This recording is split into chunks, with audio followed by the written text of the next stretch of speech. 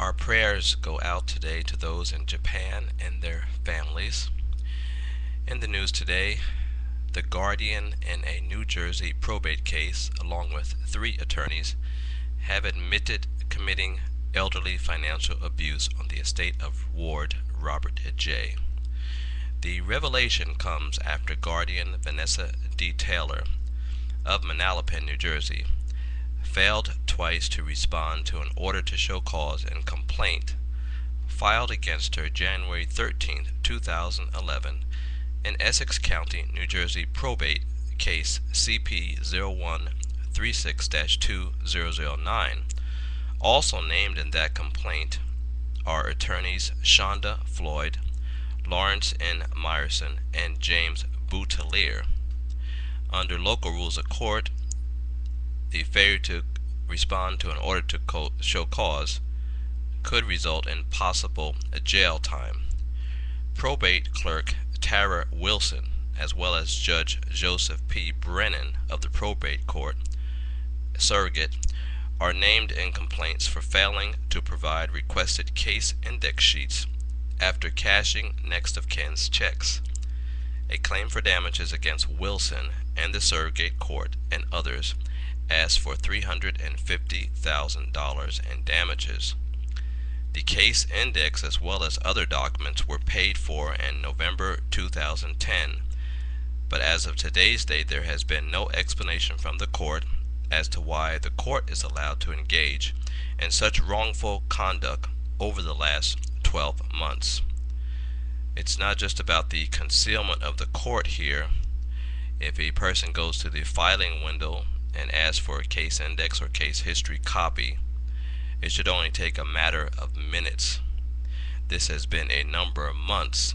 It appears that this is just the tip of the iceberg in New Jersey corruption case, and that government officials, businesses, lawyers are all cooperating to bring about this corruption. So there's no extent at this point how widespread this problem is. But an investigation is continuing, and locals are of course asking for further investigation. New Jersey residents are asked to report this to the Attorney General and the New Jersey Real Estate Commission. Attorney James Boutelier has made statements that seem to indicate in writing that this type of wrongful conduct and court corruption is business as usual in New Jersey. Vanessa D. Taylor is the guardian who had, along with the Taylor Group, an insurance broker, and attorney Shonda Floyd, presented a void contract of sale to the court for approval. The void and thus unlawful contract was supported by attorneys Boutelier, Myerson, Floyd, and the buyer, who is also an attorney, Savio Fagaro.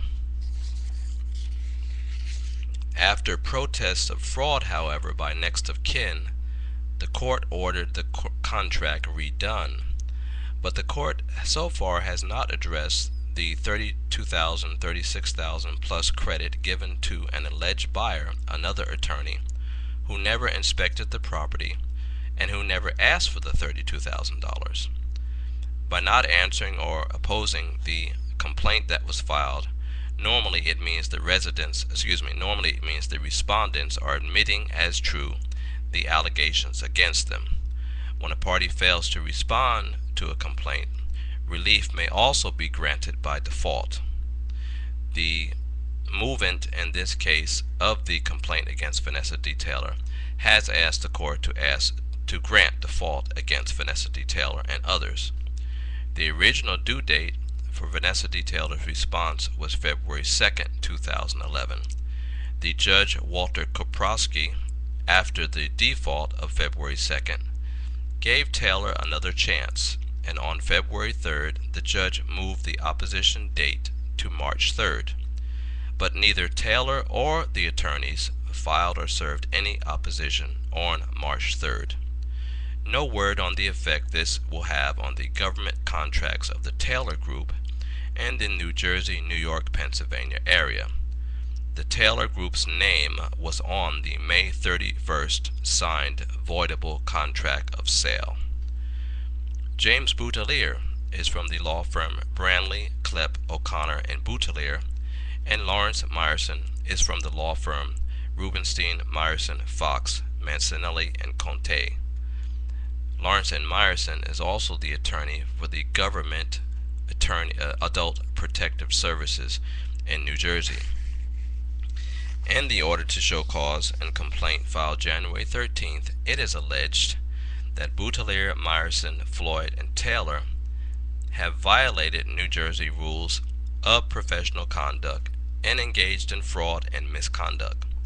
The complaint alleges that attorney James Boutelier has engaged in bad faith, misconduct constituting bias, appearance of bias, failure to ensure rights, misuse of court resources, unlawfully obstructing another party's access to evidence, refusal of fairness to opposing party and counsel, truthfulness in statements to others, respect for rights of third persons, Rules of Professional Conduct 5.1, responsibilities of a partner or supervisory lawyer, Rules of Professional Conduct 8.3, failure to report professional misconduct, and Rules of Professional Conduct 8.4, misconduct.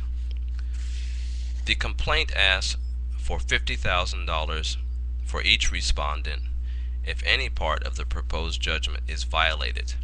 None of the parties, Taylor, Boutelier, Meyerson, or Floyd, have filed an objection to being assessed the sanction of $50,000 each, as well as costs of $722.46.